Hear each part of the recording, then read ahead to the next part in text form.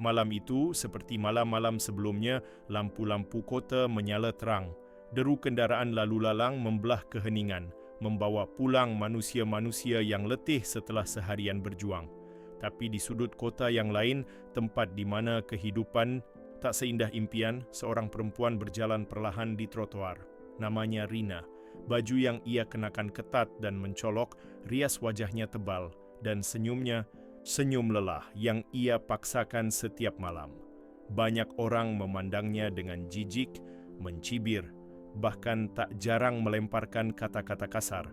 Tapi Rina sudah terbiasa. Hatinya sudah kebal dengan penilaian manusia. Ia tak bangga dengan pekerjaannya, tapi ia pun tak punya pilihan. Dunia terlalu kejam untuk seorang perempuan sebatang kara yang tak punya siapa-siapa dan tak punya pendidikan tinggi. Ia hanya ingin hidup. Dan hidup baginya adalah dengan terus berjalan walau harus terluka. Namun, ada satu hal yang tak diketahui oleh siapapun. Di balik kehidupannya yang gelap, Rina memiliki cahaya yang jarang terlihat manusia. Setiap malam setelah pulang dari bekerja, ia menyempatkan diri menyusuri gang-gang gelap dan sudut-sudut sepi kota. Di tangannya selalu ada kantong plastik berisi sisa makanan dari restoran tempat ia biasa membeli makan. Tapi makanan itu bukan untuk dirinya.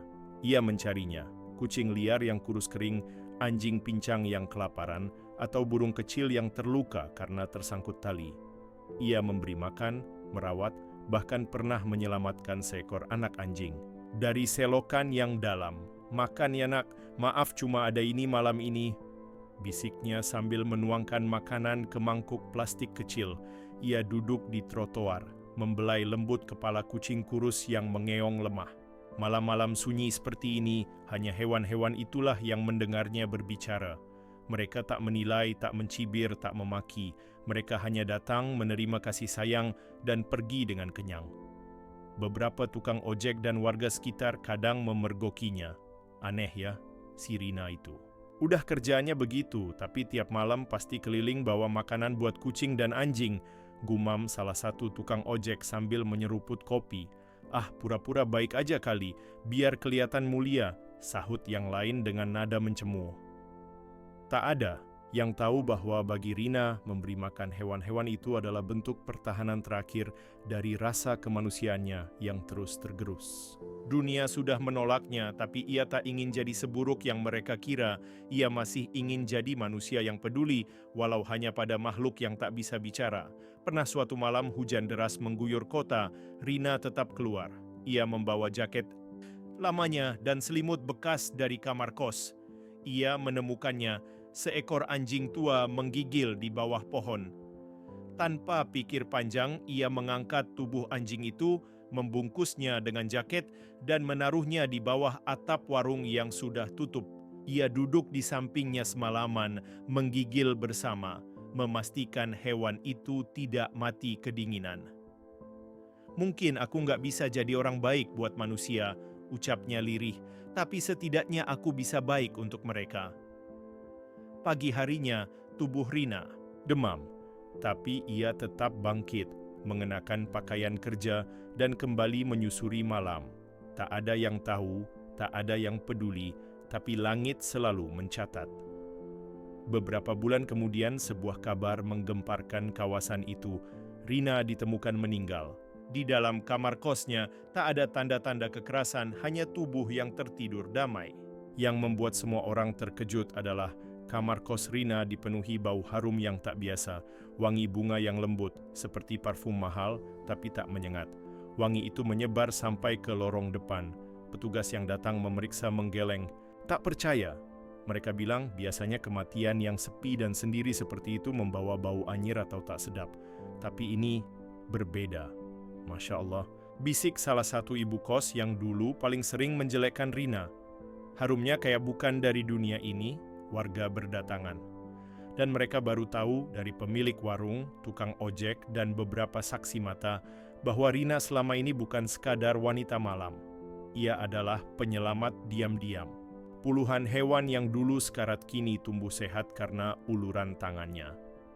Seorang ustaz yang mendengar kabar itu datang dan berkata di hadapan warga, Rasulullah pernah bercerita tentang seorang wanita pezina yang masuk surga hanya karena memberi minum anjing yang kehausan. Mungkin, Rina, adalah wanita itu di masa ini. Semua terdiam, mata-mata mulai berkaca-kaca, dan hari itu untuk pertama kalinya manusia-manusia yang pernah mencibir Rina menundukkan kepala. Mereka mengantar jenazahnya dengan doa, air mata, dan wangi bunga yang tak pernah hilang bahkan setelah liang kubur tertutup tanah. Setelah pemakaman Rina yang mengharukan itu, kampung tempatnya tinggal berubah. Tak ada lagi suara-suara sumbang yang mengejek atau melontarkan hinaan di balik pintu. Justru sebaliknya, para tetangga mulai membicarakan Rina dengan nada berbeda. Si Rina itu ternyata tiap malam kasih makan hewan liar ya, ujar Bu Lastri sambil menyapu halaman. Padahal aku dulu sempat ngusir dia dari depan warung karena aku kira dia cuma bawa sial. Anakku pernah cerita, timpal Pak Marwan. Dia lihat Rina angkat kucing yang ketabrak motor, terus dia bawa ke tukang pijat buat dibenerin. Gila. Padahal dia aja kadang gak cukup buat makan sendiri. Cerita demi cerita mulai muncul. Satu persatu seolah semesta baru membuka tabir siapa sebenarnya Rina. Tak hanya dari warga sekitar, bahkan seorang pemilik klinik hewan datang ke kampung itu setelah mendengar kabar dari media sosial. Namanya Der Hadinda. Ia mengaku sering mendapat panggilan tak dikenal tengah malam hanya untuk mengobati hewan yang dibawa seorang wanita berjilbab besar dan mengenakan masker medis, salah satu cara Rina menyembunyikan identitasnya. Saya ingat betul, kata Der Hadinda di hadapan warga, dia datang tengah malam minta tolong obati kucing luka sobek. Dia bayar pakai uang receh, tapi matanya penuh harap. Waktu saya bilang nggak usah dibayar, dia malah nangis. Saya nggak tahu itu Rina, sampai lihat fotonya di berita kemarin. Warga kembali tertunduk. Banyak dari mereka merasa bersalah karena selama ini hanya menilai dari penampilan tanpa benar-benar mengenal isi hati seseorang. Di kamar kos Rina yang sudah dikosongkan, pemilik kos menemukan sebuah buku catatan tua yang tersembunyi di balik bantal. Isinya bukan curhatan, bukan catatan, hutang tapi daftar nama-nama, atau lebih tepatnya, nama-nama hewan. Ada Kopi si kucing hitam, Bolu si anjing tua, Milo si kelinci yang dulu ia selamatkan dari tumpukan sampah, dan puluhan lainnya. Di samping setiap nama ada catatan kecil. Sudah sehat, sudah bisa lari, meninggal dengan tenang, diberikan ke anak penjual sayur. Pemilik kos itu menyerahkan buku itu ke masjid dekat gang. Pengurus masjid Pak Haji Ibrahim membacanya dengan suara tercekat. Saya baru sadar, Rina. Ini selama hidupnya sebenarnya sedang berdakwah, hanya saja lewat kasih sayang, bukan lewat lisan. Sementara itu di alam lain yang tak terlihat manusia, Rina berdiri di hamparan padang rumput yang luas. Tidak ada malam, tidak ada teriakan, tidak ada rasa takut. Hanya cahaya dan suara angin yang lembut membelai wajahnya. Ia mengenakan pakaian putih yang ringan dan dari tubuhnya tercium aroma harum, tapi ia sendiri tak menyadarinya. Tiba-tiba, seekor anjing tua datang berlari ke arahnya. Di belakangnya, kucing-kucing kecil mengeong riang, burung-burung berkicau, dan seekor kelinci melompat-lompat. Semua hewan yang pernah ia rawat dulu kini berkumpul mengelilinginya. Rina berlutut dan memeluk mereka. Air matanya menetes, tapi bukan karena sedih, melainkan karena damai. Kemudian datanglah seorang pria berjubah dengan wajah bercahaya dan senyum menenangkan. Rina mengenalnya walau belum pernah melihat wajah itu secara langsung. Sosok itu memandangnya dengan kasih sayang. Kau telah melakukan sesuatu yang bahkan banyak manusia enggan lakukan, kata pria itu. Suaranya seperti mengalun dari langit. Kau memilih kasih meski dunia tak memberimu cinta. Rina menunduk, merasa tak pantas. Tapi aku hina, aku tak suci. Yang membuatmu mulia bukan masa lalumu, tapi hatimu yang tetap memilih untuk tidak ikut menjadi kejam seperti dunia, jawab pria itu, yang kemudian menuntunnya ke arah cahaya yang lebih terang. Dan saat itulah Rina tahu, tempatnya bukan lagi di lorong gelap kota, tapi di surga bersama makhluk-makhluk yang dulu ia sayangi dengan tulus. Di dunia, warga membangun tempat kecil di dekat gang, bukan mushola, bukan pos ronda, tapi sebuah tempat makan gratis untuk hewan liar. Di atasnya tertulis, Warung Rina, karena kasih sayang tak pernah salah alamat. Setiap malam ada yang mengisi makanan, ada yang menyisihkan nasi, ada yang membelikan tulang ayam, dan ada juga yang sekadar mengisi air bersih. Entah kenapa, semua merasa tergerak untuk melanjutkan apa yang Rina tinggalkan. Dan meski Rina sudah tak ada, wangi itu tetap muncul. Setiap malam Jumat, gang itu terasa berbeda. Wangi bunga samar menyelinap di udara. Sebagian percaya itu hanya sugesti. Tapi bagi yang pernah melihat sendiri bagaimana Rina merawat makhluk yang tak berdaya, mereka tahu itu adalah doa yang naik ke langit dan kini kembali turun sebagai berkahnya. Hari-hari berlalu, warung kecil untuk hewan liar yang dinamai Warung Rina mulai dikenal luas, bukan hanya oleh warga sekitar, tapi juga oleh para pejalan yang kebetulan melintas. Setiap hari ada saja yang datang untuk mengisi makanan, menaruh air minum, atau sekadar duduk sejenak dan merenung. Namun ada satu hal yang tak diketahui orang banyak. Sejak kepergian Rina, terjadi perubahan yang tak bisa dijelaskan dengan logika. Di suatu malam, seorang pemuda bernama Bayu, seorang mahasiswa semester akhir, sedang pulang larut dari kampus. Ia melewati gang tempat Warung Rina berada. Lelah, lapar, dan sedikit frustrasi karena skripsinya ditolak, ia duduk di kursi bambu di dekat warung kecil itu. Angin malam berembus pelan, menyejukkan hati. Di dekat warung ada seekor kucing belang 3 yang tengah makan dengan lahap. Bayu memperhatikan hewan itu dengan pandangan kosong. Tiba-tiba muncullah seorang perempuan muda berkerudung, mengenakan jaket panjang dan masker putih. Ia mendekat, pelan menunduk, lalu mengelus kepala kucing itu dengan lembut. "Kamu suka ya makan di sini?" "Alhamdulillah, ya, masih ada orang baik yang mau kasih makan," bisik perempuan itu pelan. Bayu terkejut. Ia hendak menyapa, tapi perempuan itu hanya menoleh sekejap dan tersenyum di balik maskernya. Tatapan matanya lembut, damai, dan entah kenapa terasa familiar. Namun sebelum Bayu sempat berkata apa-apa, perempuan itu berjalan menjauh, melewati lorong gelap di antara 2 bangunan tua, dan menghilang.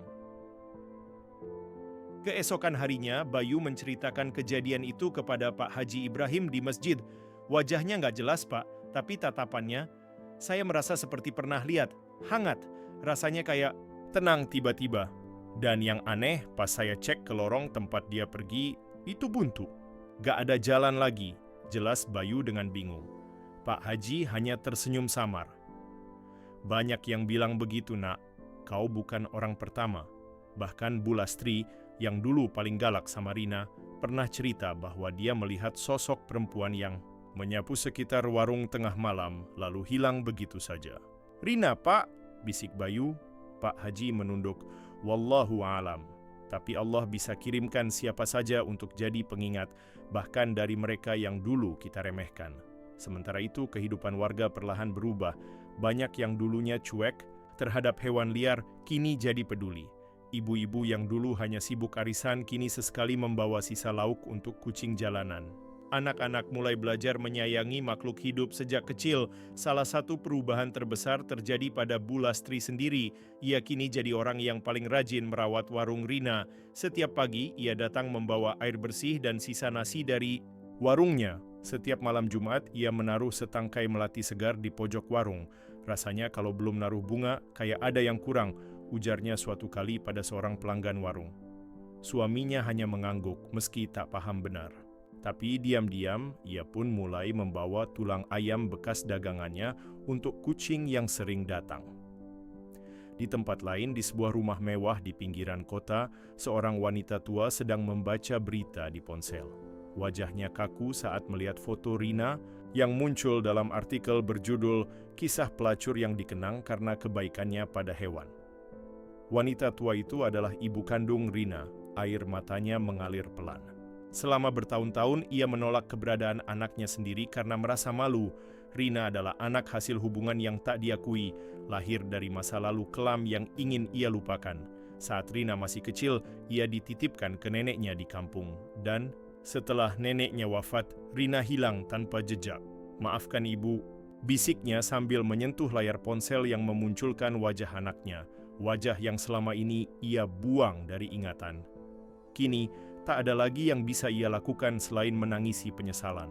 Tapi rasa bersalah itu mendorongnya untuk berbuat sesuatu. Beberapa hari kemudian ia mendatangi kampung tempat warung Rina berada, ditemani sopir pribadinya. Ia tak mengaku sebagai ibu Rina, hanya memperkenalkan diri sebagai donatur. Ia menyumbangkan sejumlah uang untuk memperbesar warung itu dan merenovasi gang agar lebih bersih dan terang.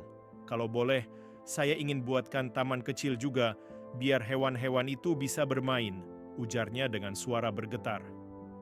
Warga menyambutnya dengan haru meski tak tahu siapa sebenarnya wanita itu.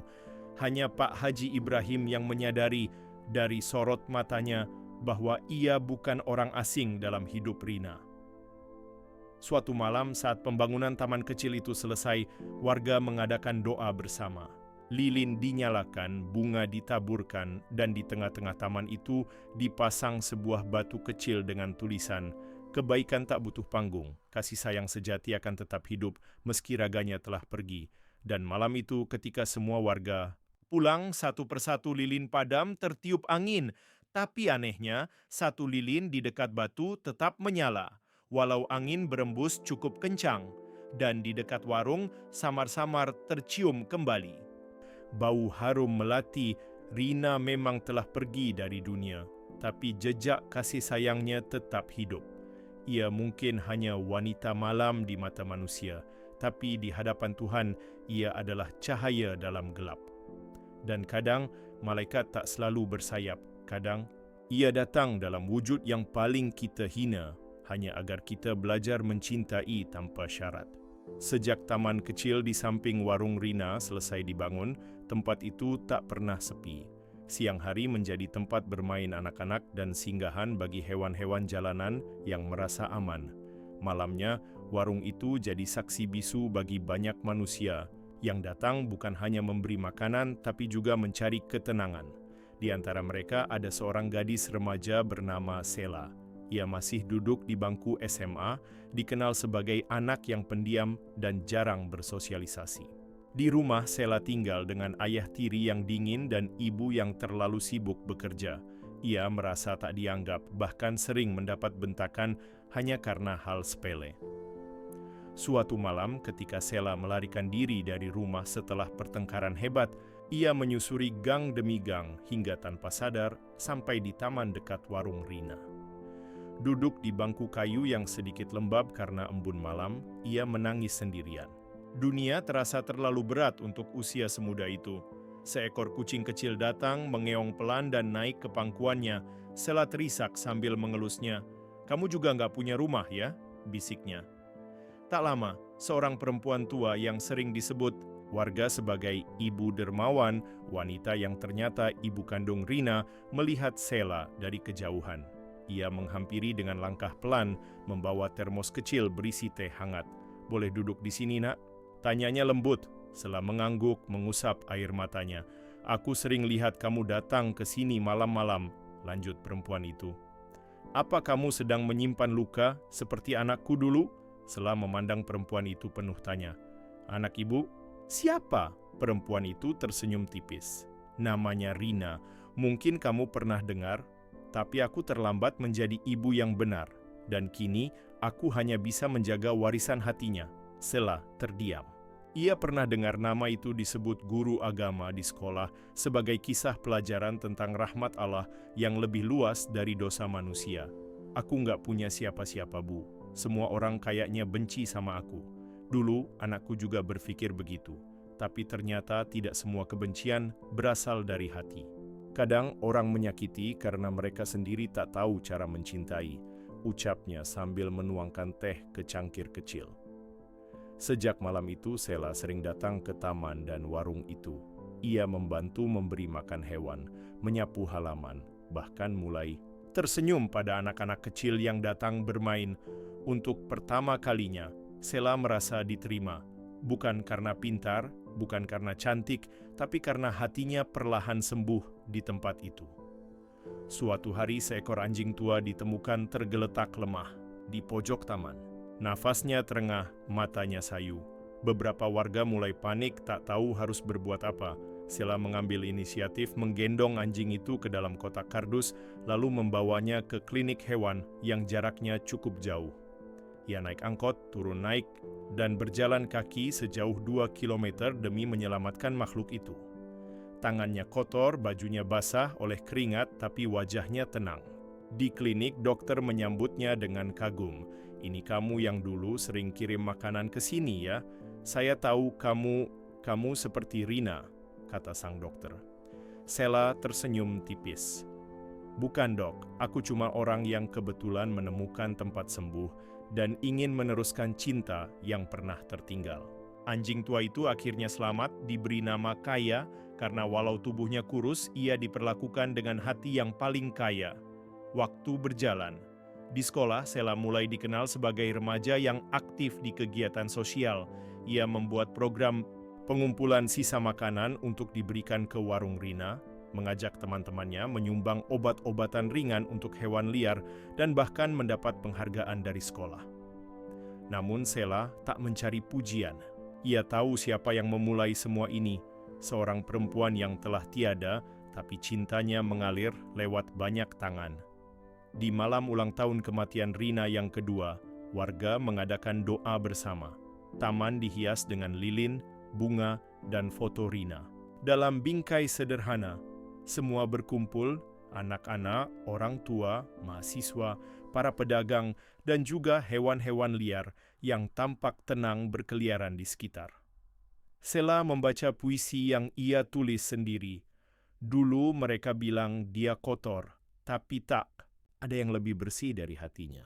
Dulu mereka bilang dia najis, tapi tak ada yang lebih suci dari cintanya.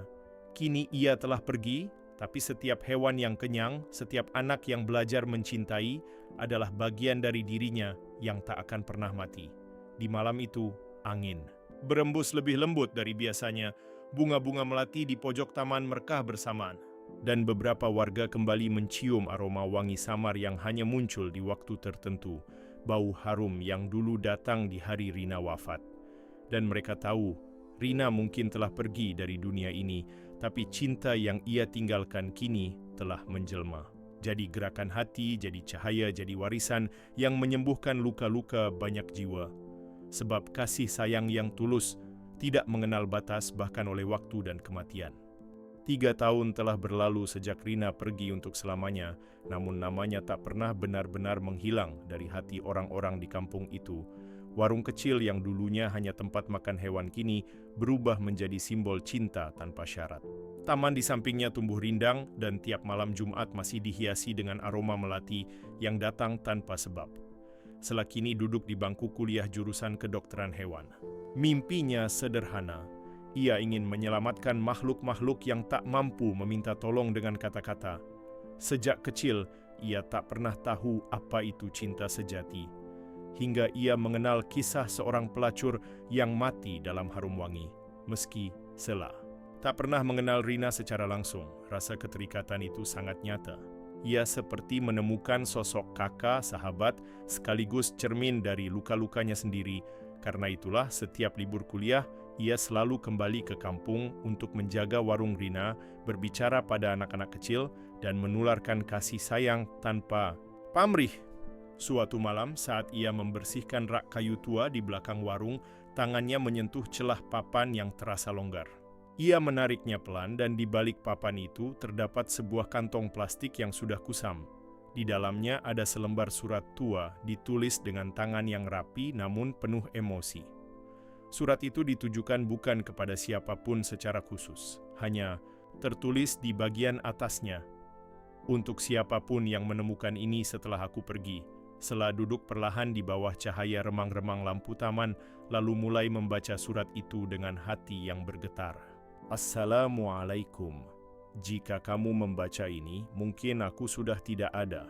Aku bukan orang penting, dan aku tahu dunia mengenalku dengan nama buruk.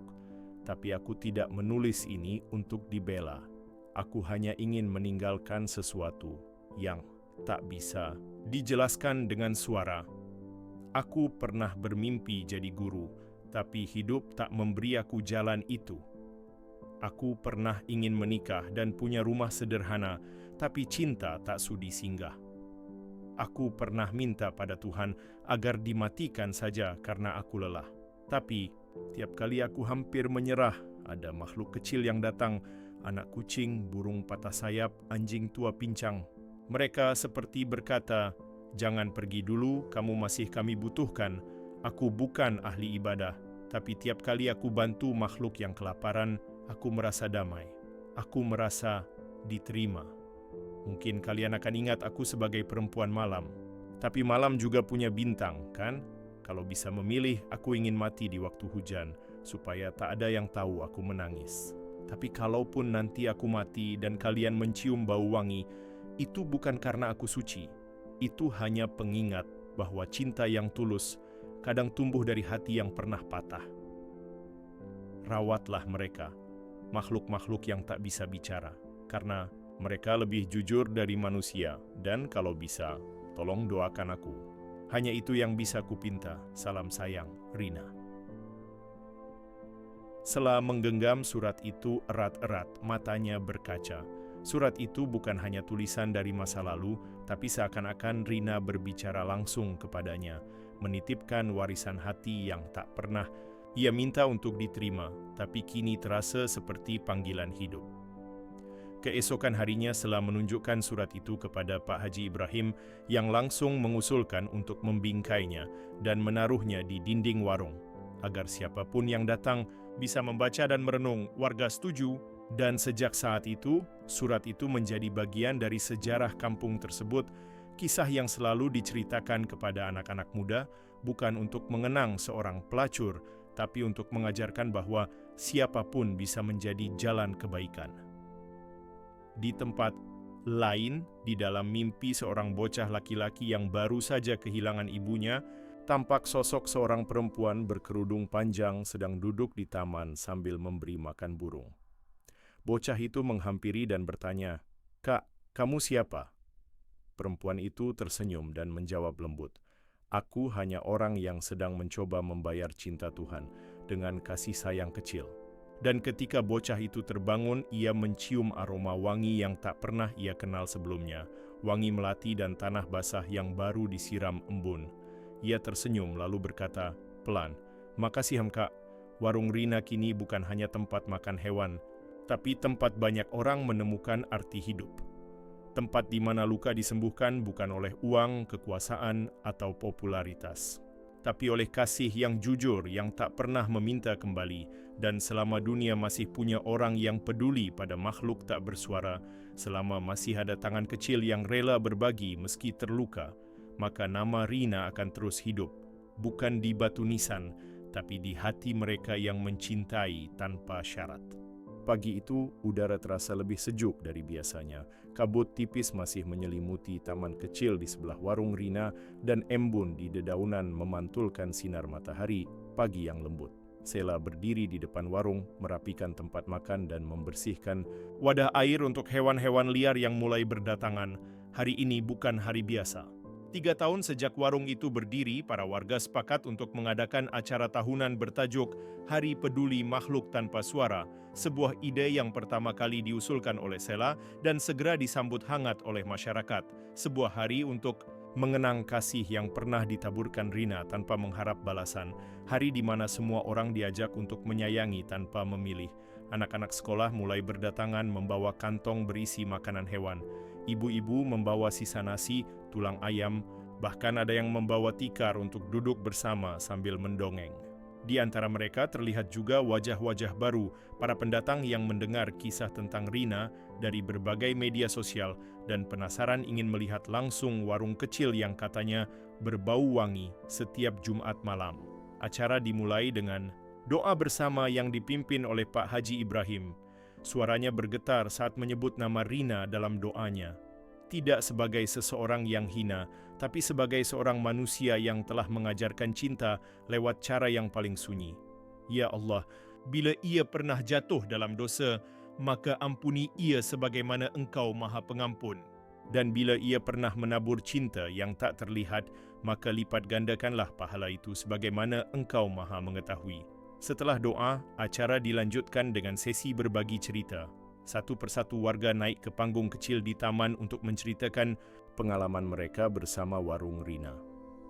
Seorang kakek bercerita bahwa sejak ia mulai memberi makan kucing liar setiap pagi di depan rumahnya, ia merasa lebih damai dan tak lagi mudah marah seperti dulu. Seorang ibu rumah tangga mengaku bahwa ia dulunya membenci binatang, bahkan pernah menyiram air panas ke anjing yang masuk ke halamannya. Tapi setelah anaknya jatuh sakit dan hanya bisa tersenyum saat melihat seekor anak kucing di pangkuannya, ia mulai percaya kasih sayang bisa datang dalam bentuk yang tidak kita sukai sebelumnya. Namun yang paling mengharukan adalah ketika seorang gadis muda yang belum pernah muncul sebelumnya naik ke atas panggung. Ia membawa sebuah foto lusuh dan memperkenalkan dirinya sebagai Putri, adik tiri Rina yang selama ini tinggal bersama ayah mereka di luar kota.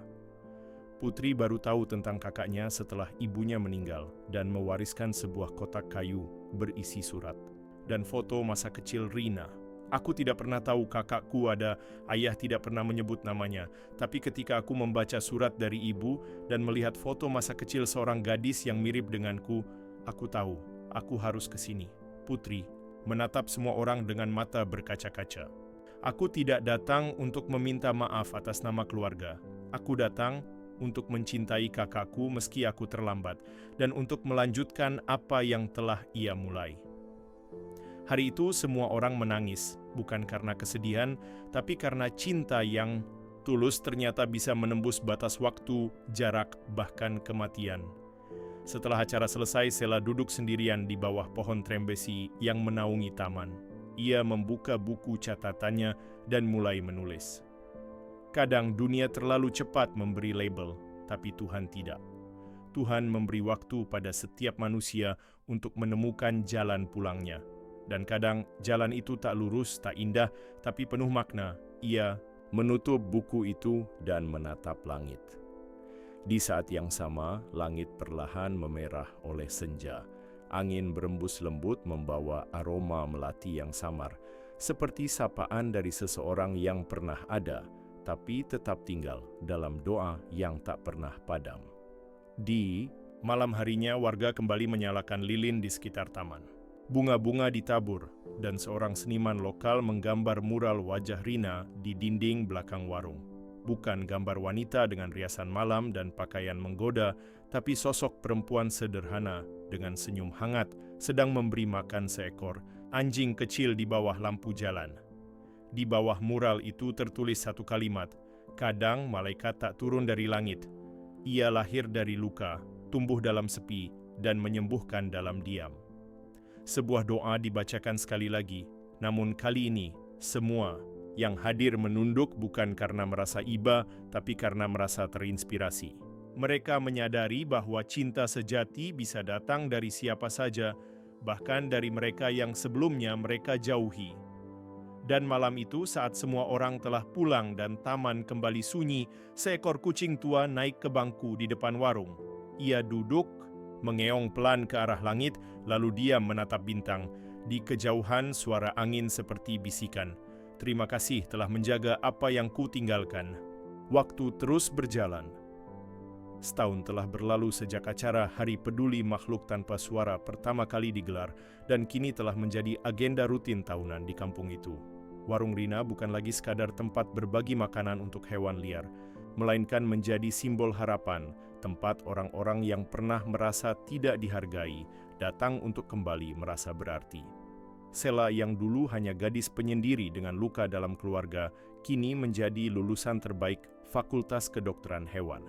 Ia tak hanya belajar untuk menyembuhkan tubuh binatang, tapi juga menyembuhkan hati manusia yang pernah kehilangan arah. Ia mengubah rasa sakitnya menjadi kekuatan, seperti halnya Rina mengubah masa lalunya menjadi ladang amal yang tak pernah diketahui orang semasa hidupnya. Sementara itu, Putri, adik tiri Rina, memutuskan menetap di kampung itu. Ia menyewa rumah kecil tak jauh dari warung dan membuka kelas menulis gratis untuk anak-anak jalanan. Ia bilang kakaknya mengajarinya satu hal penting, bahwa setiap manusia, sesakit apapun masa lalunya, tetap pantas punya halaman baru. Namun, di tengah segala perubahan yang baik itu, muncul kabar tak terduga. Ibu dermawan Ibunda Rina jatuh sakit. Usianya memang sudah tua dan tubuhnya mulai melemah. Ia dirawat di rumah dengan ditemani oleh warga yang bergantian menjaganya, juga oleh Sela dan Putri yang selalu ada di sisinya. Di malam sebelum beliau wafat, beliau memanggil Sela dan Putri ke sisi tempat tidurnya. "Aku tidak tahu berapa lama lagi aku bisa bicara," katanya dengan suara yang pelan. "Tapi aku ingin kalian tahu sesuatu." Ia menggenggam tangan keduanya. "Rina dulu sering bilang padaku, dia tidak pernah berani meminta surga. Ia pikir dirinya terlalu kotor.